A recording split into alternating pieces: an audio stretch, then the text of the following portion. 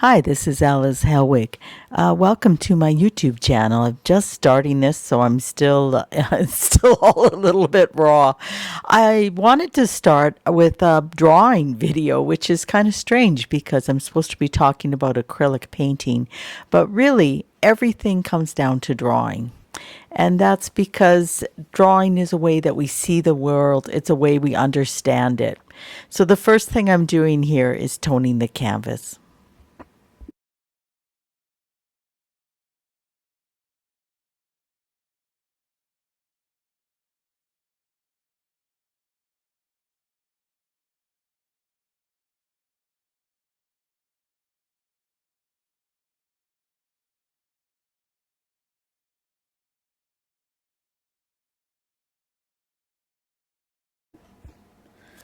So when I toned this canvas, what I did is I just took the charcoal and I rubbed it against the canvas. And that's to give a gray background to what I'm drawing.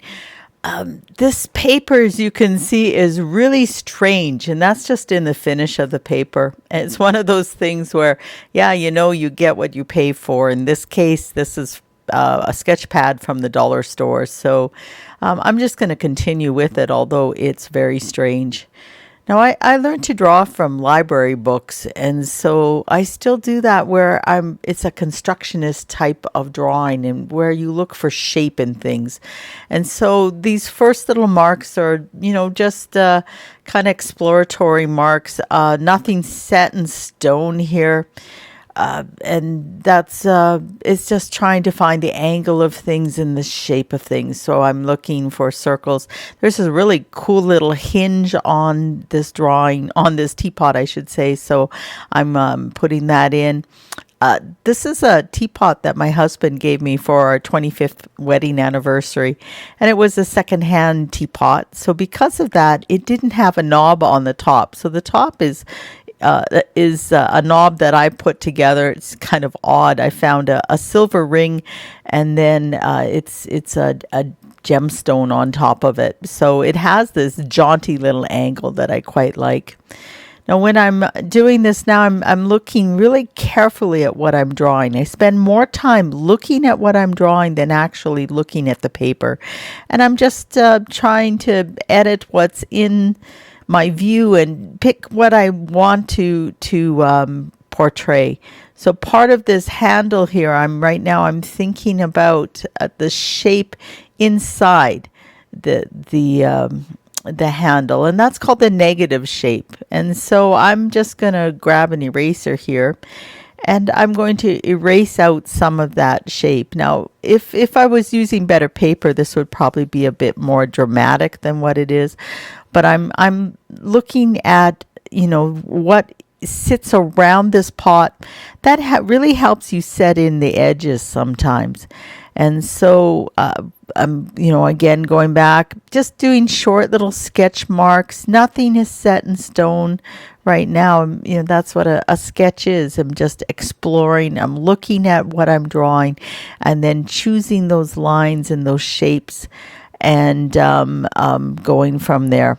So the handle on this teapot is quite elaborate, and that's one of the reasons why I'm taking so much time to set this in.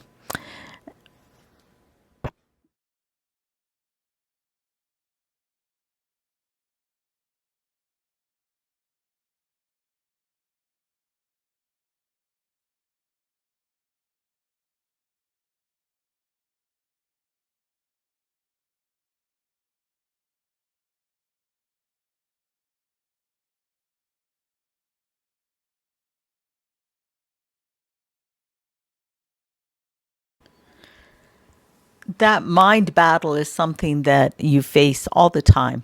When I'm painting or when I'm drawing, it's like how it's supposed to look, and you're battling what it really looks like. So, for example, if you're doing a portrait, we know how the eyes are. We know that usually our eyes from one side the face to the other is the same size, but depending on the angle that you draw, it's different.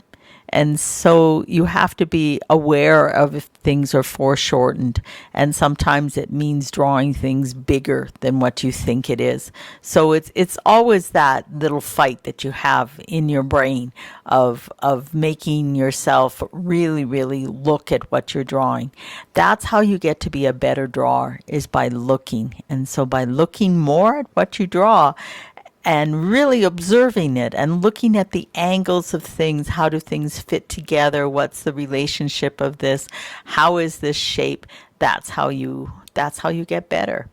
So know what a really good thing about drawing is, I think it's a lot like painting, especially drawing with charcoal is like painting, not all drawing.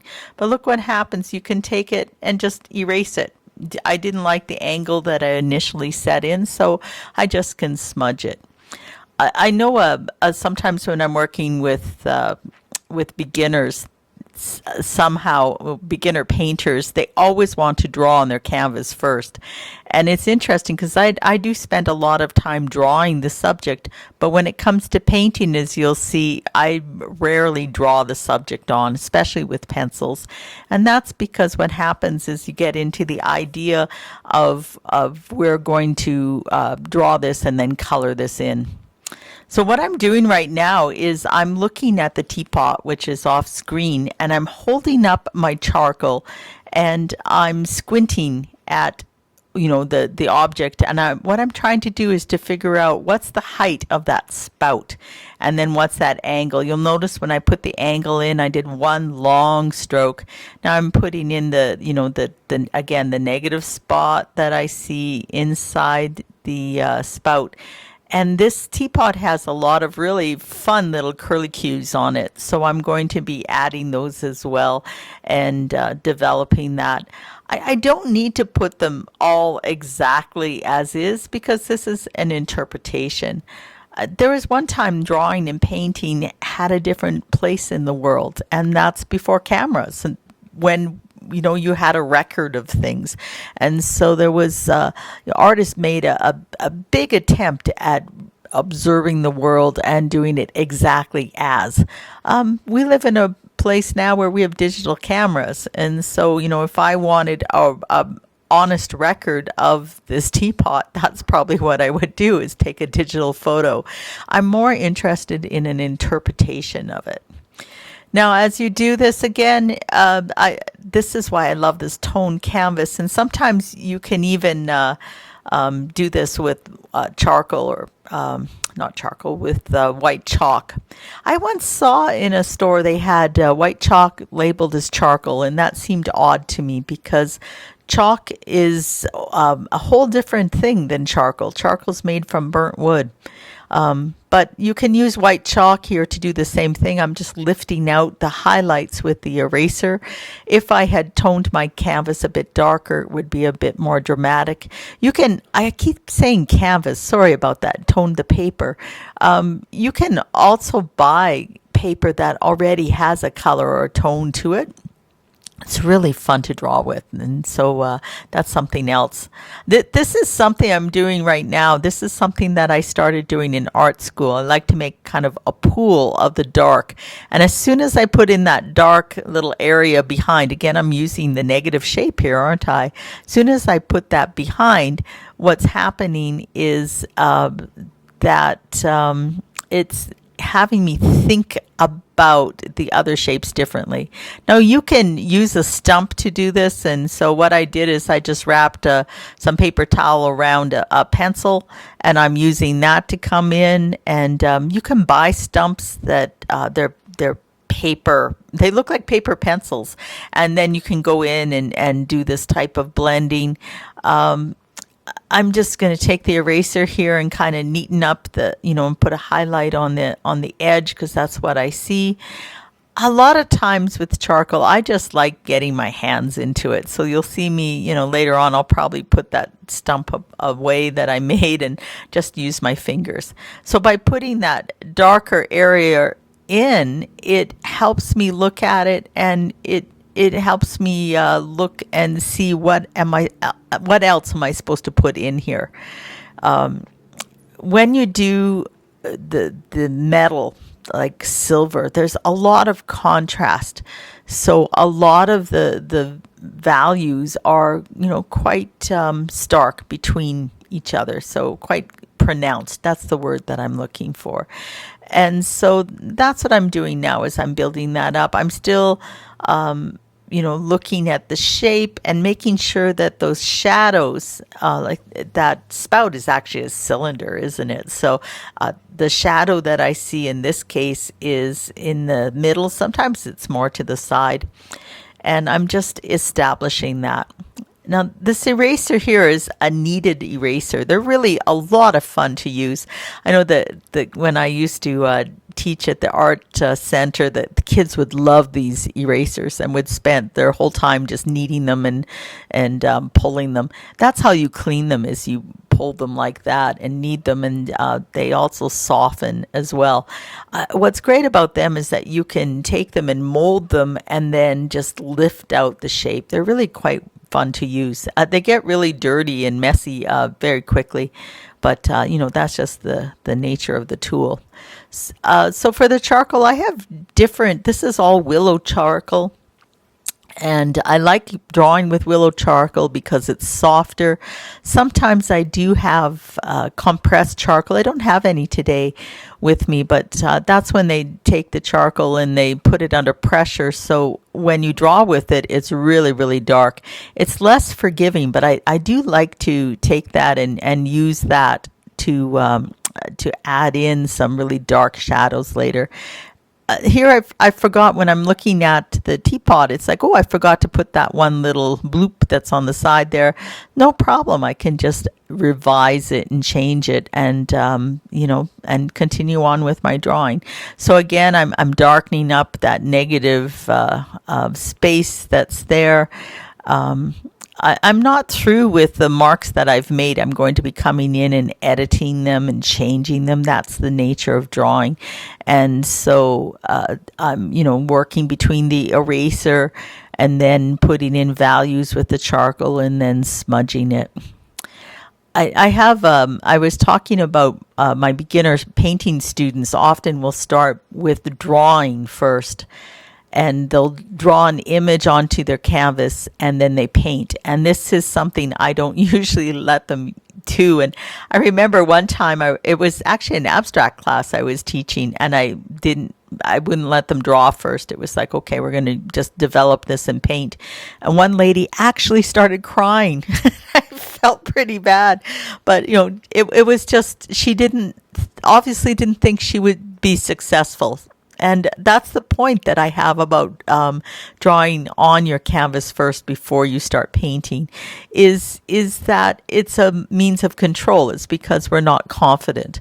We're so used to controlling our drawing, and we come to the painting, it's a different thing. So the drawing is important in the painting because drawing is just learning how to manage value and line and shape. Painting, when we get to painting, it becomes more about the shape than the line. The line is still there because it's between the two shapes. That's what makes a line.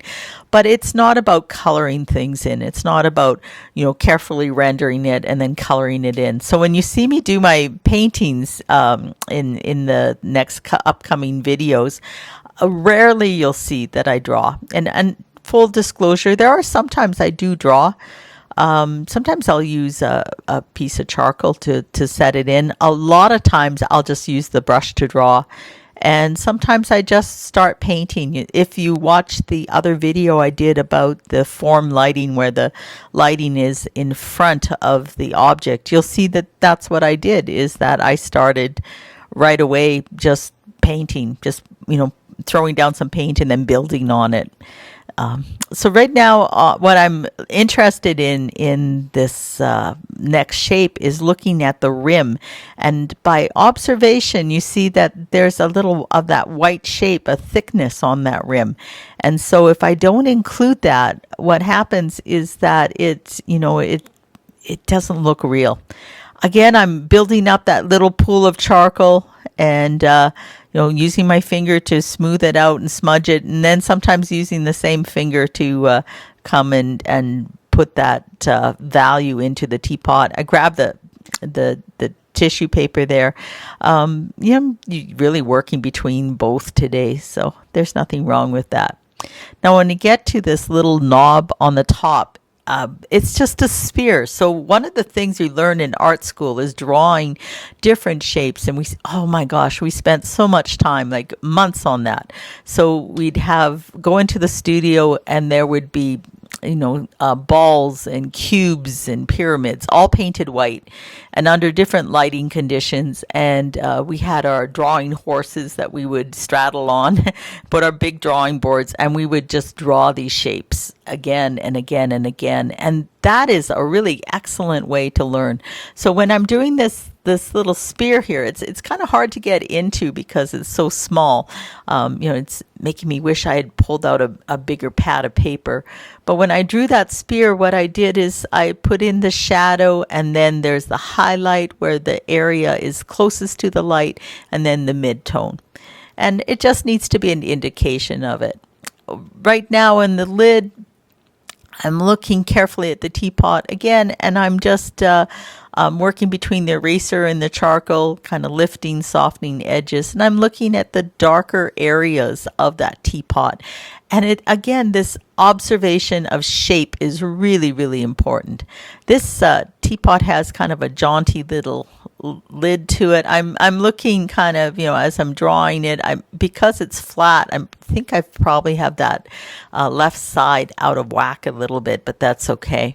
Now, again, putting in those darker areas that I see into the teapot, and this is really kind of cool. As you draw something shiny, what happens then is that you become part of the picture. It becomes part of a self-portrait. And so, what I just laid in before was just my black t-shirt, and there's sort of a abstract rendering of a face when I look into that teapot. It's interesting, the more that you look at something that's realistic, if you can see it as an abstract shapes and abstract things, you're going to find that it looks more real, which isn't that a strange thing? It's kind of like a Zen quality to it. And so again, I'm looking very carefully. This is my sketch pad that I'm drawing, and this is really fun. There's a little teapot that is showing up inside the teapot. And so, some of this is a quick drawing, so I'm just doing a very quick rendering of that. But that's kind of fun. If I was really sitting down to draw this more, I could really develop that idea of a portrait within a portrait. And that's what happens when you draw. You get just involved in the little ideas, and you get really excited about them. Now, as I'm doing this, there's a lot of refinement that still needs to happen with this. And you just sink into it. It doesn't matter. That's one of the things one of the pluses, the blessings of doing this type of work is that you forget everything else. So yeah, supper, what's for dinner? Well, who cares? You're just in this moment. You're just forgetting about what's going on outside your studio and just spending the time slowing your mind down and looking at what you do. I really like that meditative quality. Now, when I'm starting this handle and filling it in, it looks, again, really abstract. In fact, the whole thing looks abstract. You'll notice that I'm not finishing one part of the drawing. I just keep going back and forth. And that's very typical of how I work in painting and in drawing, because everything works with everything else. So, I could finish that one little corner, but then when I come back to this other part of it, it's going to be completely different. So it's something that I do is I work a little bit on one part and then, judge those values, the darkness and lightness of things, and then go back to the other part. And so that's the way that I'm working on this teapot right now. Now, it's going to seem kind of funny because what I've done after saying I'm really taking my time and doing this slow in this next little part, I've sped up the video. Actually, I sped up the video a little bit in that last part too. So I'm even going slower. than what it's showing here. Here you can see it looks like I'm frantic. A lot of this is very thoughtful in how I'm doing it. So in putting this shadow in, I want the shadow darkest towards the object and then lighter as it comes out. I'm still judging bit by bit and looking, at the whole thing as a whole. You can see that I just reached for a finer charcoal because I wanted to make finer lines, and it's just this continuation of refinement, of really looking at the form and adding in those different values as you see them. You can see I'm doing a little bit of cross hatching there, and that's a good way to build up the form. And what that means is just little lines close to each other. As I'm doing that, I've decided, I need to go to this other side, and because that shadow, that background part was just on one side, it looked a little odd. So I'm just going to pull it into this other side as well. And it sets the shape in a bit better, doesn't it? I could put a line where the table is, and there is an implied line, but you'll notice that it's fuzzy. And that's because I don't want the contrast there. I don't want people looking at the background. I want them actually looking at the teapot. That's the star, the diva of the show. And so again, that refinement going back in, sometimes you lose a little bit of an edge. And in that case, I lost that hinge that I love. So I just erased out that shape and then I'll put it back in. So it's always going back and forth between those different things. That was too much of line work in the bottom here. And what I do want to do is to make it, take it more to shape. So that's what I've done there, is adding the shape. And so this is a drawing. It's almost finished. One final little bit in pieces and looking at things. As I said, it's kind of funny. There's an abstract portrait of me in it. And once you see that, that's all you see. And just a refinement, cleaning up the edges with the eraser, and there I have my sketch. Now, because I was drawing this sitting down, the perspective of that lid wasn't quite right. So this last part, I actually am standing up to do this. I stood up and just reestablished it again. And with charcoal, you can always do that. And then the little signature showing you're done. Now, when you're finished, you can set this charcoal, because it'll lift off if you just leave it as it is. So you can take it and spray it with a fixative. And just a reminder that practice makes even better. So, just keep drawing it again and again and again, and you'll get better. If you've enjoyed this video, come back and watch another one. Tell your friends, because I'm looking for subscribers right now. The other thing too is that I hope that this inspires you. So look around your house, grab something, sit down, and spend some time drawing. Talk to you later.